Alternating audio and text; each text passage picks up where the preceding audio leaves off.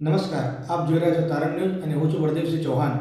આવો જોઈએ આજના સમાચાર। દાંતા તાલુકામાં 2 સ્થળેથી અગજરોનું સફર રેસ્ક્યુ સુરક્ષિત રીતે જંગલમાં મુક્ત કરાયા। દાંતા તાલુકાના અડેરન તરછંગ ગામે નાના અજગરનું બચ્ચું અને ગોરાડ ગામે મહાકાય અજગર દેખાતા સ્થાનિકોમાં ચિંતા અને ભયનો માહોલ સર્જાયો હતો।